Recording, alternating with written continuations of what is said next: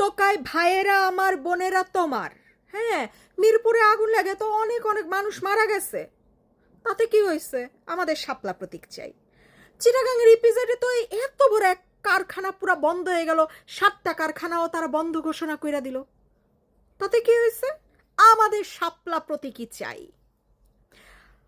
1200 ton কাঁচামাল নিয়ে একটা জাহাজ ডুবে গেছে চট্টগ্রাম বন্দরে, কি হয়েছে তাতে? আমার কাঁচামাল না, আমাদের শাপলা প্রতীকই চাই।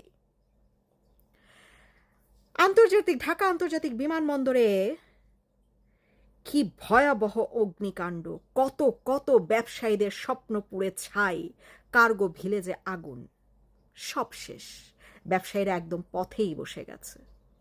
তাতে কি হচ্ছে? ওইসব ব্যবসায়ীদের মধ্যে তো আমরা ছিলাম না। আমাদের শাপলা প্রতীকই চাই।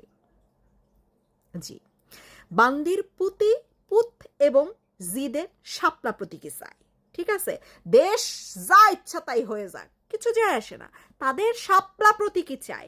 এই জনগণ, আপনারা কি পারেন না এই শাপলাগুলা নিয়ে হেদের একেবারে বইরা বইরা বইরা বইরা দিয়ে দিতে, যেন আজীবনও তারা এই প্রতীক নিয়ে বাড়াবাড়ি কইরা মানে না ভুলতে পারে যে এত শাপলা শাপলা করার ফলাফল কি।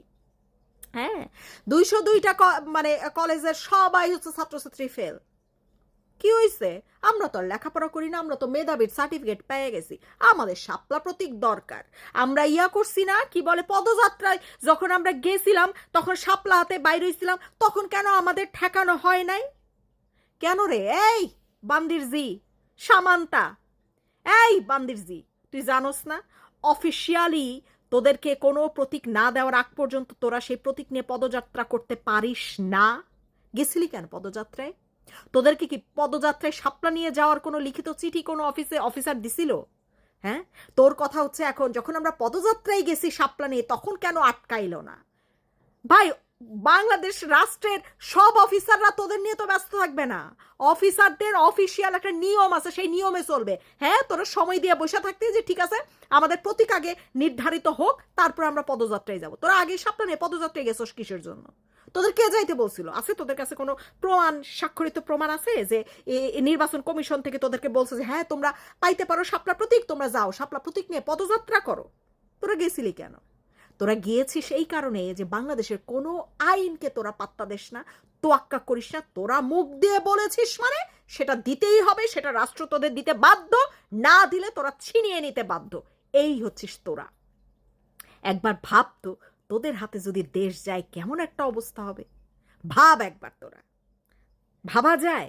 হ্যাঁ, তোরা এখনো কিছুই না, কিছুই না, তাতে তোরা যেই বড় বড় বিভিন্ন রাজনৈতিক নেতাদের একেবারে ধুইয়া দিতেছিস, গালাগালি করে উদ্ধার বানায় দিতেছিস, কারো মানে বিদ্যুৎ না থাকলে কইলজা ছিঁড়া ফেলতেছিস, তারপর হচ্ছে প্রতীক না দিলে জোর করে তোরা প্রতীক নিবি।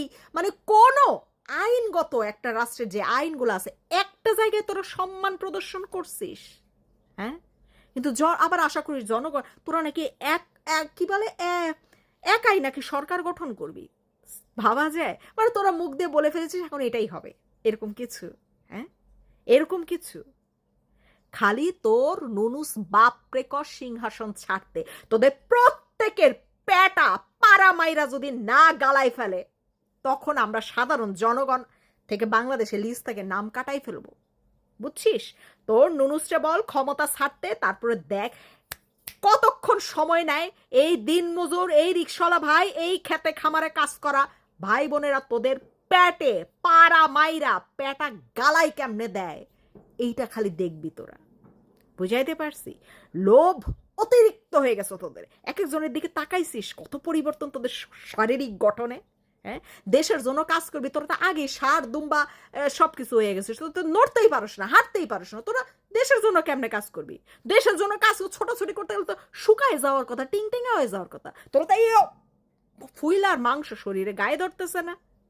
হ্যাঁ, বাপ রে বাপ, মানে দেশ যা ইচ্ছা হয়ে যাক, আমাদের শাপলা প্রতীক চাই, আমরা শাপলা প্রতীকই নিব, শাপলা আমাদের। শাপলা তোর মার শালি শালি।